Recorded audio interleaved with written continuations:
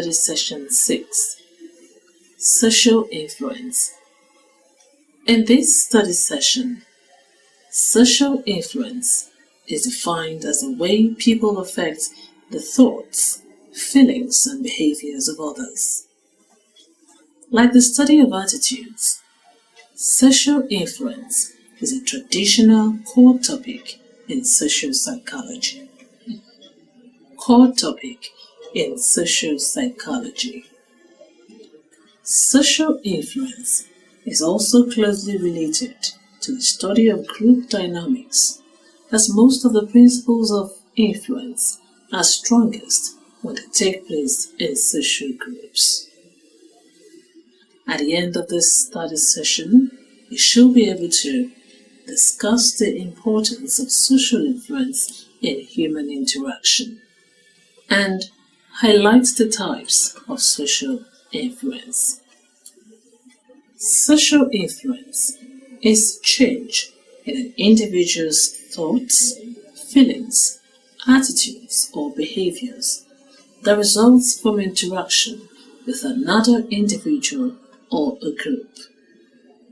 Social influence, however, is a process by which individuals make real changes to their feelings and behaviors as a result of interaction with others who are perceived to be similar, desirable, or experts.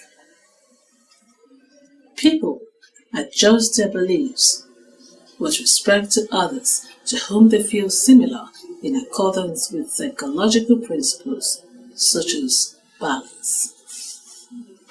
Individuals are also influenced by the majority. When a large portion of an individual's reference social group holds a particular attitude, it is likely that the individual will adopt it as well. Additionally, individuals may change an opinion under the influence of another who is perceived to be an expert in the matter at hand. There are 3 types of social influence. They include conformity, compliance, and obedience. Conformity. This involves a change in a person's attitudes or behavior in response to pressure from others. Conformity is the most common and persuasive form of social influence. In other words, conformity can be defined as a tendency to act or think like other members of a group. Group size, unanimity, cohesion, status, and prior commitment all help to determine the level of conformity in an individual. Although conformity is usually viewed as a negative tendency in some culture, it is, however, true also that an amount of conformity is not only necessary and normal, but probably essential for a community to function. There are 2 major motives in conformity or major sources of conformity. These are the normative influence. This is the tendency to conform in order to gain social acceptance and avoid social rejection or conflict, such as it is with peer pressure, that is, out of concern for the social consequences of their actions. Informational influence. This is based on the desire to obtain useful information through conformity and thereby achieve a correct or appropriate result. That is, people look upon the actions of others as information about what is best to do. Several characteristics of the group affect conformity pressure. The larger the group size, the greater its influence, but only up to a size of about 4 people. Unanimous groups are far more effective than those with even a single other dissenter. Moreover, The greater the expertise and status of group members, the greater their influence. Culture and gender affect conformity. People from more interdependent cultures are more likely to conform than people from independent cultures. Women are somewhat more likely to conform than men, but both men and women conform more in domains in which they are less knowledgeable. Several task factors affect conformity pressure. The more difficult and ambiguous the task is, as with the autokinetic experiment, the greater the conformity. When people's responses are anonymous, they are less affected by others' responses. Finally, when people have satisfying explanations of others' judgments, such as monetary gain, they are less affected by others' responses. Compliance. This involves going along with explicit requests made by others. Another type of social influence is compliance. This involves going along with explicit requests made by others. In other words, it refers to any change in behavior that is due to a request or suggestion from another person.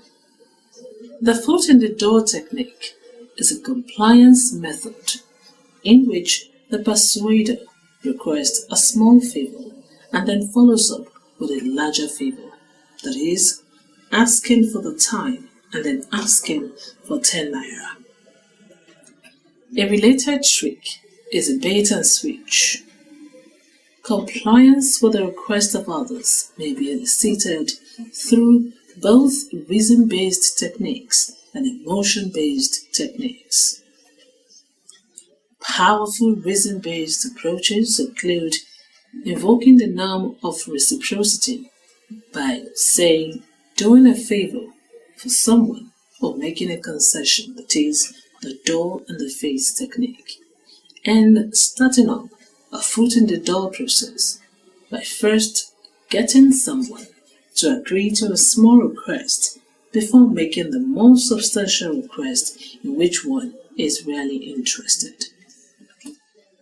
Powerful emotion-based approaches include getting the targeted person in a good mood, which is likely to increase compliance because of mood maintenance. Compliance may also result from a desire for negative stage relief, as an act of compliance may reduce guilt or sadness. Another type of social influence is obedience. This involves giving in to the commands of an authority. In other words, obedience as a form of social influence is a change in behavior that is the result of a direct order or command from another person. The direction of influence is not always from the majority to the minority. Sometimes, minority influence can be substantial, especially when it is a consistent minority. The study of obedience has been dominated by the experiments of Stanley Milgram, who documented that most participants go along with potentially harmful commands of an authority. Participants in obedience experiments are caught in a conflict between two opposing forces, that is, the normative social influence and moral imperatives. To modify the strength of these forces, participants tend to tune out the learner and to tune in the experimenter. Although Milgram's results strike nearly everyone as wildly counterintuitive, they can be rendered less surprising by considering the stepwise nature of his commands.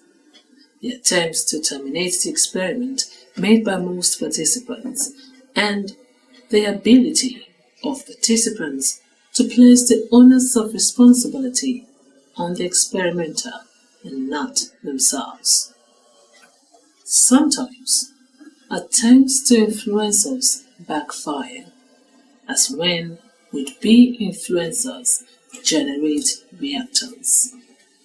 Our attempts to resist influence are aided by simple practice at it, by having an ally, by being wary of slippery slopes, and by avoiding action in the face of an emotional influence attempt by sleeping on the request.